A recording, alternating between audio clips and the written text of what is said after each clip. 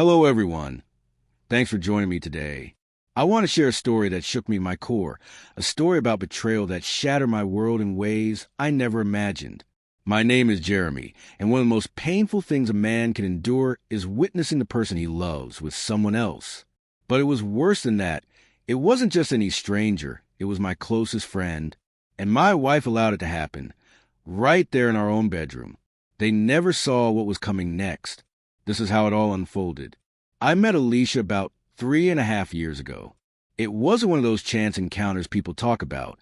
It was carefully arranged by my mother. She's always had a talent for orchestrating things. And this time she invited Alicia over during one of my visits.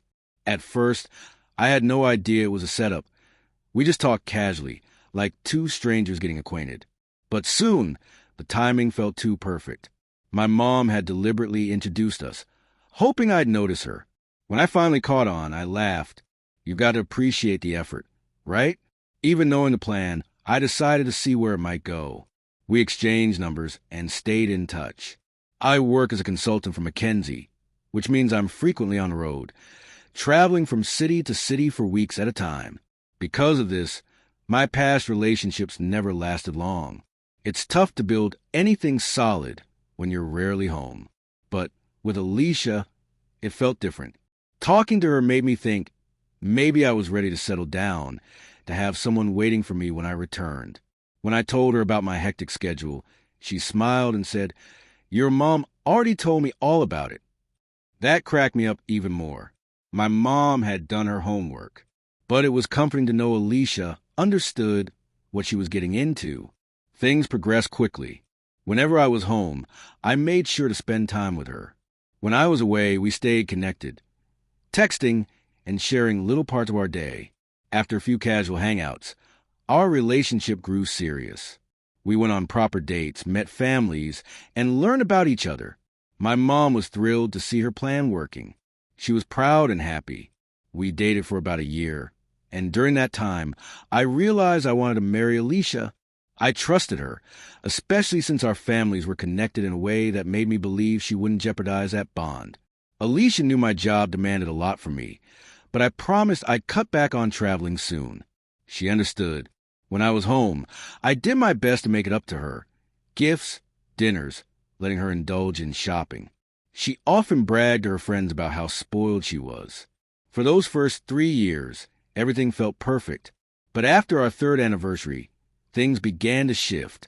I was assigned to lead a new client onboarding, a big step in my career, but one that meant even more travel and longer hours.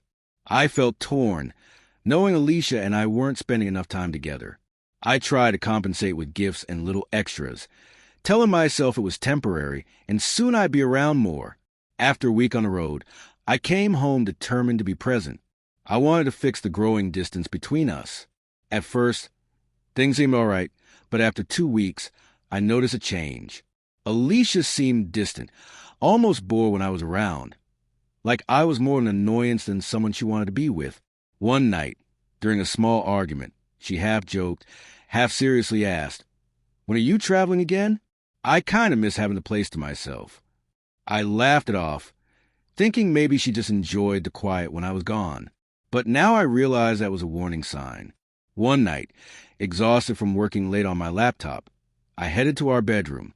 The door was slightly open, and I saw Alicia asleep on her side, her phone screen glowing softly beside her. I picked up the phone to turn off the light, when a thumbnail in a message caught my eye. Curiosity mixed with unease. I tapped it open, and my heart shattered. There they were, Alicia and my best friend, lying together on our bed. She was resting against his chest, her hair spread on the pillow, and he was grinning like the happiest man alive. Below the photo was his message, "Can't wait to hold you in my arms." The wave of betrayal crashed over me. My home, my safe place, felt violated. I kept scrolling and found more damning messages and photos. Mirror selfies she sent him earlier that day, intimate videos recorded right on my bed. It wasn't just cheating. It was a complete destruction of everything I trusted. I was furious, hurt, and numb all at once. I wanted to confront her immediately, but knew losing control would only give her the upper hand, especially if things went legal. So I stayed calm, copied every photo and video onto my phone, wiped her screen clean, and put it back where I found it. Then I went to bed, knowing my life had changed forever. The next morning, Alicia was in the kitchen making coffee like nothing was wrong. I tried to keep my voice steady and asked what she usually did when I was away. She named typical things: watching shows, meeting friends, running errands. It sounded normal, but inside I was drowning in pain and anger. Then I looked her straight in the eyes and asked, "Does that include sleeping with my best friend?" She froze. After a long silence, she snapped offensively, "What are you talking about?" I asked her to unlock her phone. She refused, saying, "You have no right." I nodded and pulled out my phone to show her the photos and videos. She just stared silently, no denial, no apology. Instead, she asked where I got the pictures, as if that mattered more. I took a deep breath and told her I was leaving. "If I come back and you're still here, those photos will go public." Tears streamed down her face as she murmured apologies I couldn't understand. I didn't stay to listen or comfort her. I packed quietly and left. After that morning, I called my lawyer. He told me something I hadn't considered. Because we live in North Carolina, I could sue her lover under the alienation of affection law, holding him responsible for destroying my marriage. Having proof gave me a sense of control again. I asked my lawyer to start the process. Alicia contacted me later, wanting to avoid a public mess. She agreed to my terms for divorce. I just want a clean break, but I refused to drop the lawsuit against her lover. She begged, but I was firm. That man had destroyed everything important to me. When my mother found out, she was heartbroken too. She blamed herself for setting us up, saying she only wanted me to have someone waiting at home after long trips. Hearing her apology was painful because I knew she meant it. She never imagined this outcome. That night, seeing those photos and videos broke something inside me. It wasn't just that my wife cheated.